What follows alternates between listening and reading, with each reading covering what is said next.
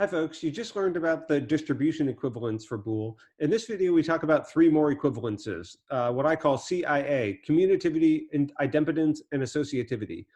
Let's talk about each of them in turn. Commutativity says order doesn't matter. If I have P or Q, that's equivalent to writing Q or P. The same thing holds for conjunction. P and Q is really just the same truth function as Q and P. So you can move those around with a conjunction or disjunction and still preserve equivalence.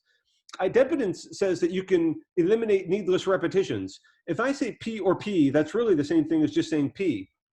And similarly, if I say P and P, I'm just repeating myself. That's equivalent to P as well. If you don't believe me that these things really are equivalent, all you have to do is use the truth tables. You can convince yourself by computing these truth functions, and you'll see that they're identical on every single row. All right, how about associativity? Associativity says that grouping doesn't matter. You can group them however you want, as long as the connectives are the same. So see, if I have two disjunctions here, P or Q or R, I can group the Q or I can group the P or Q part. Or I could just drop the parentheses, because that's the same as this long string. As long as they're all disjunctions, that's valid. That's equivalent. Same holds for conjunctions. As long as these are all conjunctions, I can group the latter two, I can group the former two, or I can just have them all together in one long string. Now, sometimes folks have a hard time remembering these names. So this is my little mnemonic device for myself. Think about commutativity as like the word commute, same root word. How do you get to campus? What's your commute like? Or what is your commute? That's, you hop on the bus and you ride across town. Commutativity is about moving from place to place.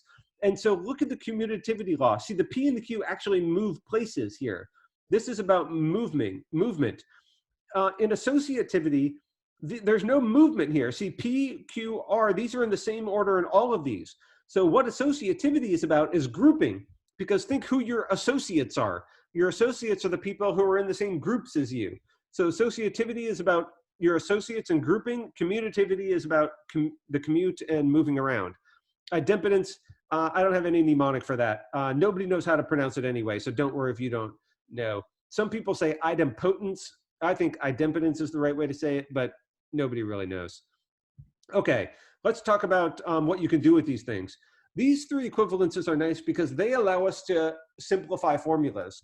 We can take things and manipulate them to write them into new forms. For example, this sentence is already in negation normal form. All the negations are narrow scope, but you can see that there's some repetitions. So what I want you to do is create a chain of equivalences, citing which principle you're using in each transformation to see if you can make this as simple as possible with the fewest number of atomic sentences. All right, so pause your videos now and see if you can use those principles of equivalence we just learned to simplify this. Okay, that was your chance. Let's talk about how to do this. The first thing I notice, you just have to start looking for patterns. And what I notice is the not B or C, this is the same thing over here. So I need to figure out a way to eliminate that.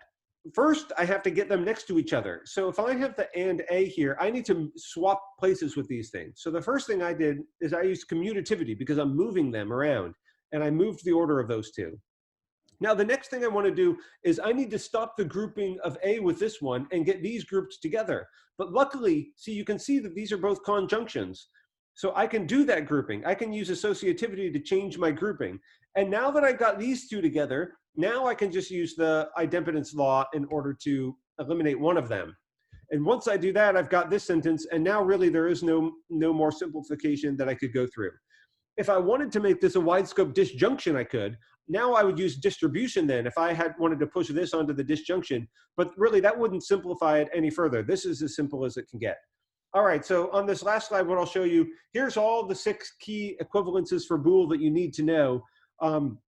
I consider this absolutely core essential knowledge. This is the stuff that you really need to make sure you know forwards and backwards. Okay, thanks.